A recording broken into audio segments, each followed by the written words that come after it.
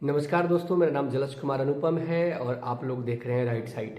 अगर अभी तक आप लोग इस चैनल से नहीं जुड़े हैं तो आप सभी से मैं निवेदन करता हूं कि आप इस चैनल से जुड़ें और अपने दोस्तों को भी जोड़ें।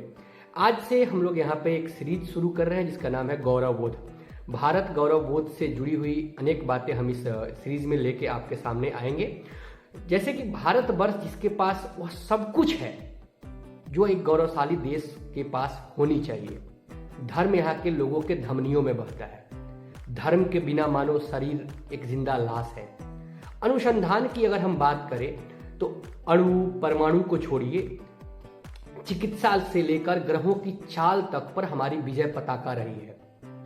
प्रकृति के साथ हमारा सामंजस्य और नाता ठीक वैसा ही है जैसे किसी माँ बाप का अपनी औलाद से। हमें अपने आप पे गौरव बोध करना होगा। भक्ति के भारत में अनेकों उदाहरण हैं, लेकिन भक्त के रूप में बाबा तुलसीदास सबसे प्रिय है। प्रभु भक्ति आज तक उनसे बेहतर कोई नहीं रच पाया है। मुझे तो लगता है कि कोई रच ही नहीं सकता है। यह उनके भक्ति का ही प्रताप था कि मानस जनप्रिय ग्रंथ बना और बाबा के द्वारा लिखी गई मानस जब भी कानों में पड़ती है वह सीधे दिल पर दस्तक देती है। वह कहते हैं ना कि भक्त और भक्ति का संबंध दिल से ही होता है। भारत ने निश्चल प्रेम करना सिखाया तो ऐसा कि उसके जैसा कोई दूसरा हुआ ही नहीं। प्रेम में आप देखेंगे तो जब सूर बाबा लिखते हैं कि प्राण इक द्वय देह किन्हे भक्ति प्रीति प्रकाश, तब लगता है कि उनसे बेहतर भला कहां कोई और प्रेम लिख पाया है। दोस्ती की कहानियां हमारे यहां जैसी और कहां कहीं है। ज्ञान और बौद्धिकता की अगर हम बात करें तो बाद के कालखंडों में जितने भी पंथ बने, समुदाय बने, रिलीजन बने, सब पे कहीं ना कहीं हमारे वेदों और उपनिषदों की झलक देखने को मिलती है। फिर भी हमारे अंदर एक सुनियोजित ढंग से आत्महीनता का भाव भरा गया। एक सुनियोजित अंग्रेजों द्वारा शुरू की गई कांग्रेस और वामपंथी षड्यंत्रों से भारत के लोगों के मन मस्तिष्क में एक बात बैठाने का प्रयास किया गया कि तुम्हारे पास क्या है। कुछ लोग तो यहां तक कहने लगे कि इस दुनिया में जितना भी भारत में जितना भी अच्छा चीज है वो सब बाहर से आया है। हमको नीचे दिखाकर गैर जरूरी चीजें बाजारवाद के नाम पे हम पे लगातार थोपा गया। इसके साथ कहा गया कि कुछ तो अमेरिका के पास है, ब्रिटेन के पास है, रूस के पास है, तुम्हारे पास कुछ नहीं है। और हमने वह मान भी लिया। वह कहते हैं ना कि घर की मुर्गी दाल बराबर, बस यही बात है। उनके पास कुछ नहीं है। आज भी अगर देखें तो उनके पास डिप्रेशन है, अनैतिक संबंध है, अनैतिक ग्रास है, अनैतिक पहनावा है, साथ में दमन और जलसाजी की क्रूर नीतियां हैं।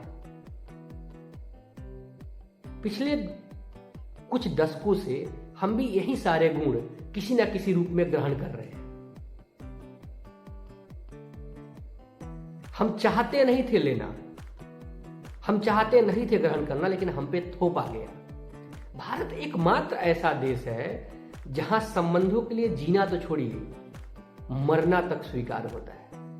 संबंधों को बचाने से लेकर निभाने तक के सारे अनुपम उदाहरण सिर्फ और सिर्फ हम लोगों के पास ही है।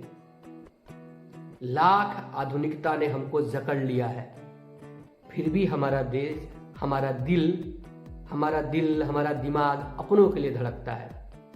उसमें संबंध और संबंधी लोगों के लिए तड़प और संवेदना अभी भी बाकी है। देखा जाए तो एक श्लोक याद आता है कि यजुर्वेद कहता है, यजुर्वेद से लिया गया है कि सा प्रथमा संस्कृति विश्ववारा, अर्थात हम विश्व को देने वाली संस्कृति है। हम हरदम रहे हैं विश्व को देने वाले, हमने विश्व को दिया है। विश्व हमारा अनुसरण करेगा, परंतु क्या हम अपना अनुसरण कर रहे हैं? भारत का इतिहास हमें गौरवशाली बोध प्रदान करता है कि हम आत्मनिर्भर हर चीज में थे, हम आज भी हैं।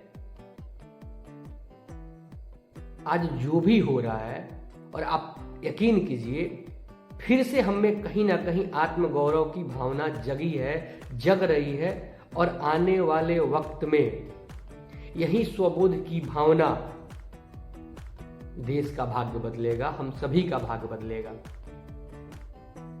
और आत्मगौरव की भावना ही भारत को विश्व के पटल पे फिर से एक बार जिंदा करेगी।